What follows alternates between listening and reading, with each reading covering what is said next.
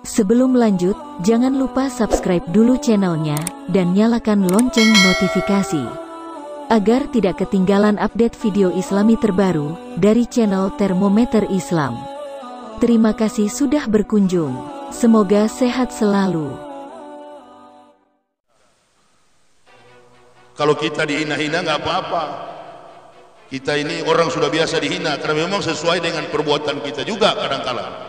Tapi kalau Rasulullah yang dihina, lebih baik mati kita daripada kita nggak bela. Kita hidup nanti di pelataran kiamat, tinggal menunggu syafaat dari Nabi kita Muhammad SAW. Ini orang-orang ini akan malu kok. Orang-orang tidak berpengetahuan, sok pintar, berdiri di hadapan mahasiswa, tidak punya argumen politik, tidak punya solusi dalam membangun bangsa. Yang ada hanya melempar-lempar isu tentang perpecahan. Ini sebenarnya yang radikal. Ini sebenarnya yang pengadu domba. Bahaya. Allahu Akbar. Ini yang memecah-mecah belah persatuan dan kesatuan bangsa. Mayoritas kita orang Islam ini. Tapi bersabarlah ibu bapak, memang sudah begini dunia ini. Semakin hari semakin kita melihat Islam terus yang diganggu. Kami di lapangan ini, Allahu Akbar, penderitaan, beban mental, iman. Ibu bapak cuma di kota Medan, kami ini keliling Indonesia merasakan betul bagaimana kami ditekan dalam berdakwah itu. Tapi apakah seorang pendakwa dia kuat atau lemah? Kalau lemah dia tiarap, berhenti dia, robah materi yang pelan-pelan. Saya pribadi nggak begitu, semakin kau tekan saya, semakin melawan. Kalau yang lain tiarap, makin ditekan tiarap. Oh saya enggak, Yahya Waloni enggak lah.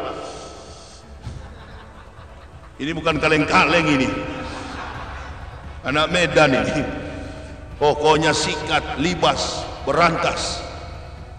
Itu sebabnya kita kadang-kala malu melihat ini. Saya bilang istri saya, kita ngobrol, ini orang-orang ini Islam atau bukan?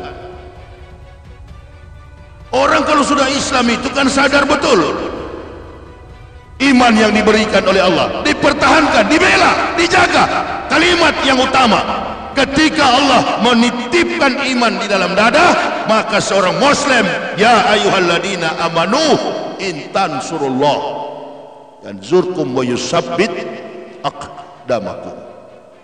Wahai orang-orang beriman, barang siapa menolong agama Allah, maka Allah menolongmu dan meneguhkan kedudukan. Tunggu sajalah, jangan harap negara ini menjadi baik kalau Islam diganggu terus, radikalisme dibawa terus, terorisme dibawa terus. Nggak ada hubungan Islam dengan teroris, nggak ada hubungan. Itu kelompok-kelompok kecil, individu dan kelompok-kelompok 1-2 orang.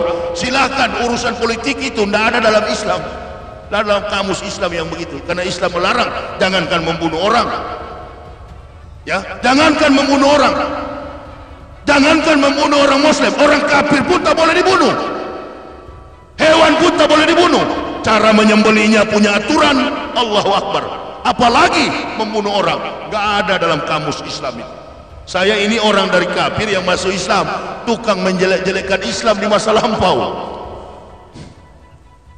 Begitu saya masuk ke dalam Islam, Allahu Akbar, gak betul semua.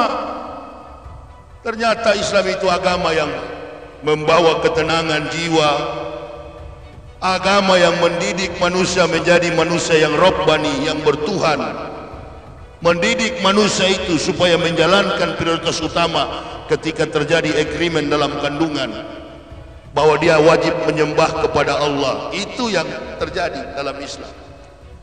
Nggak ada dalam Islam kiai, ustadz, mubalik, buya menyuruh orang Islam untuk melakukan tindak kekerasan. Itu nggak ada. Nggak ada.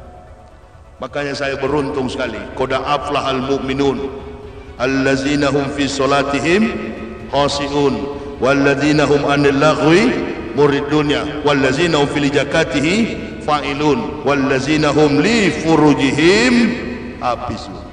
Menjaga kehormatannya, syahwatnya, dari luar sampai ke dalam. Di mana kemuliaan, ketinggian Islam itu? Nabi SAW, al-Islamu ya'lu wala yu'la alaihi.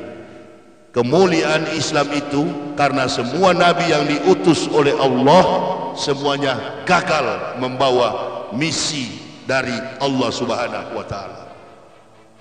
Dalam buku yang terakhir ditulis oleh seorang penulis Amerika, Michael Hart, beliau mengatakan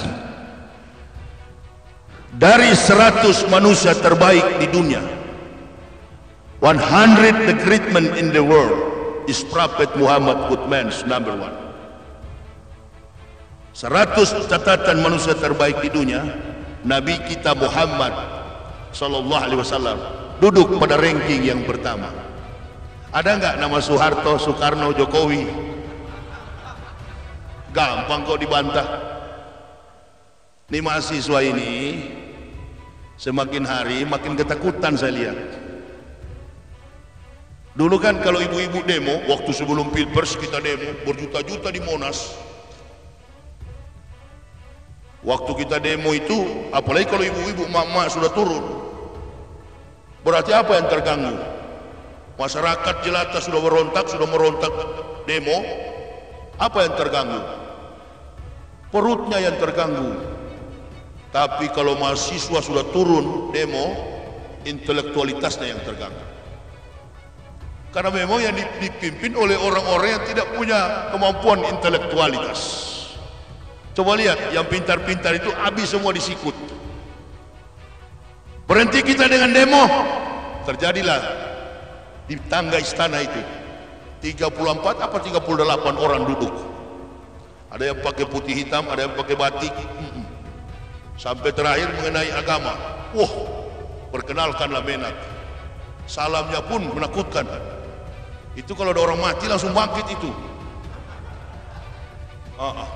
Assalamualaikum. Mantap. Begitu diuji di khutbah, Saya waktu baru masuk Islam 3 hari, khutbah saya begitu.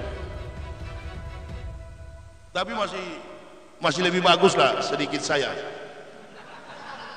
Enggak, dalam mengucapkan mahruj, tartil, seperti tadi yang baca Al-Quran, Pak Ustadz itu mempunyai balago Arabik yang sesuai. Solawat kepada Nabi itu utama dalam karakter rajulun mu'minun di mimbar Jumat. Solawat, inna allaha wa malaikatahu yusalluna ala nabi ya ayyuhallazina amanu sallu alaihi wasallimu taslima. Itu dalam khutbah yang kedua diucapkan, kemudian doa. Saya dengar lagi doa sudah dilarang pakai bahasa Arab karena memang dia nggak bisa bahasa Arab. Innalillahi. Ini baut, ingat saya waktu skrup salah dipasang itu. Nanti seperti apa? Ya kita ceramah gini-gini aja lah, sesuaikan dengan sound system. Ini apa doa yang di Garuda itu? Allah Bapa, kami berdoa ya Allah Bapa, pada hari kesakitan Pancasila ini, hari kesaktian. Ya saya jadi sakit juga bicara kalau begini. Berat sekali suara sistem ini, apa mic ini? Suaranya, suara mic-nya berat, kacau.